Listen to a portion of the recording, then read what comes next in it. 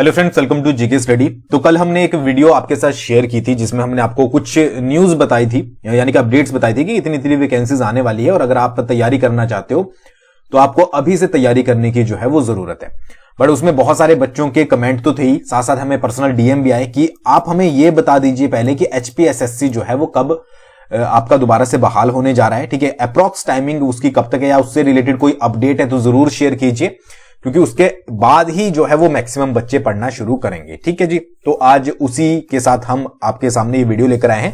HPSSC की update के बारे में बात करेंगे और एक बहुत इंपॉर्टेंट अपडेट है। टाइटल आपने पढ़ लिया होगा किसके बारे में मैं बात करने वाला हूं। कल बहुत सारे बच्चे हमारे कोर्सेज से जुड़े हैं, ठीक है, चाहे वो जेए का हो या एसआई का हो, क्योंकि उन्हें पता है कि आपको क्वालिटी मटेरियल जो है वो प्रोवाइड करवाया जाता है। तो जीके स्टडी पर अगर आप जुड़ना चाहते हो तो ऑफर हमने दोबारा से शुरू किया है। जेओआईटी 2022 कूपन कोड यूज कीजिएगा, 50% से ज्यादा आपको यहां पर जो है वो डिस्काउंट मिलेगा। उसी के साथ साथ 50% से ज्यादा आपको एचपीएसआई 2022 का कूपन कोड यूज करते हो सब इंस्पेक्टर के लिए तो भी आपको मिलेगा। मैं बहुत बार बोलता आया हूं, जरूरी नहीं है हमारा ही ज्वाइन कीजिए, जहां पर आपको अच्छा लगे वहां पर ज्वाइन कीजिए या फिर सेल्फ स्टडी कीजिए। बट कुछ स्टूडेंट होते हैं जिनको नहीं पता लगता है क्या पढ़ना है, कैसे पढ़ना है, या इंपॉर्टेंट टॉपिक रिवीजन क्या क्या करनी है, तो वो मटेरियल आपको जो है वो यहां पर मिलेगा। ठीक है जी, देखिए सबसे इंपॉर्टेंट अपडेट के बारे में बात करते हैं। तो यहां पर दोबारा से जो है वो डॉक्टर जितेंद्र कंवर जो कि पूर्व सचिव थे और उनके चालक जो ड्राइवर थे उनसे जयचंद से फिर से पूछताछ की गई थी, क्योंकि इसका सबसे बड़ा रीजन ये था कि जो उनका सरकारी आवास था उस पर 400 विभिन्न पोस्ट कोड की परीक्षाओं के प्रश्न पत्र मिले हैं। ठीक है, 400 आप सोच सकते हैं 400 एग्जाम के क्वेश्चन पेपर मिलना उनके सरकारी आवास से। अब इसमें कुछ को लगेगा कि ये तो कॉमन सी बात है कि भाई क्या हो गया है अगर इसमें सरकारी आवास में मिले हैं।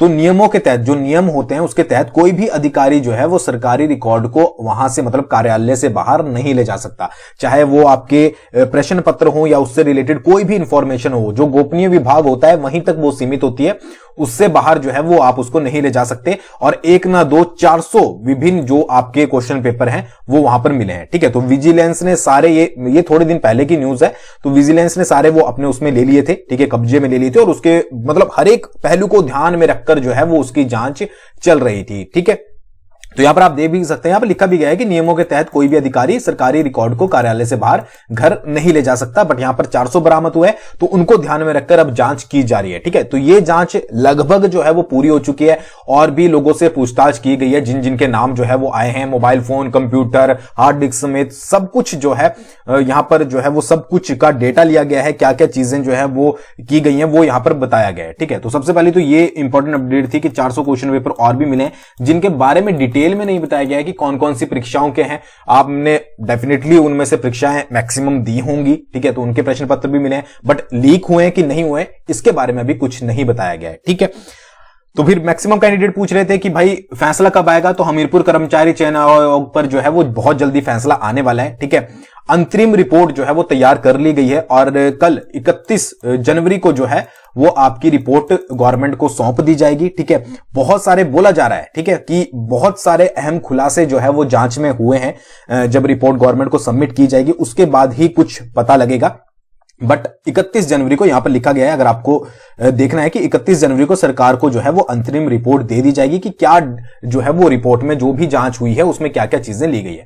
फिर यहां पर रिपोर्ट जब सबमिट हो जाएगी तो गवर्नमेंट जो है वो उसके बाद आपका डिसीजन लेगी एचपीएसएससी से रिलेटेड कि इसको कैसे बहाल करना है। ठीक है, क्या करना है, क्या क्या चेंजेस इसमें होंगे। बोला जा रहा है कि एग्जाम पैटर्न जो है वो चेंज हो सकता है, ये मैंने आपको पहले ही बता दिया है, क्योंकि जो पुराना एचपीएसएससी है उसमें बहुत सारी खामियां बोली गई थी।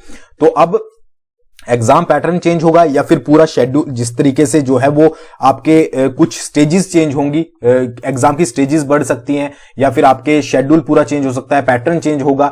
उसके बाद जो 965 है या फिर आपके जो एग्जाम रद्द हुए हैं वो भी आपके हो सकता है कि नए पैटर्न के अकॉर्डिंग जो है वो करवाए जाए।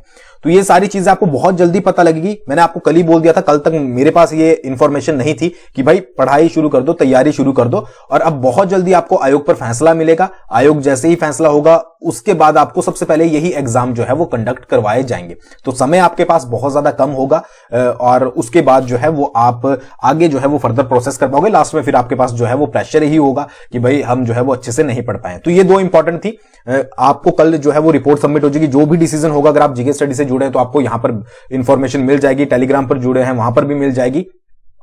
और जैसे ही अपडेट होगी, कोई भी एग्जाम पैटर्न में चेंज होता है या कुछ भी होता है, वो भी आपके साथ जो है वो शेयर किया जाएगा। तो ये छोटी सी इंफॉर्मेशन थी। आप इस बारे में क्या सोचते हो जरूर कमेंट करके बताइएगा। Thanks for watching. बहुत जल्दी मिलेंगे नेक्स्ट वीडियो के साथ।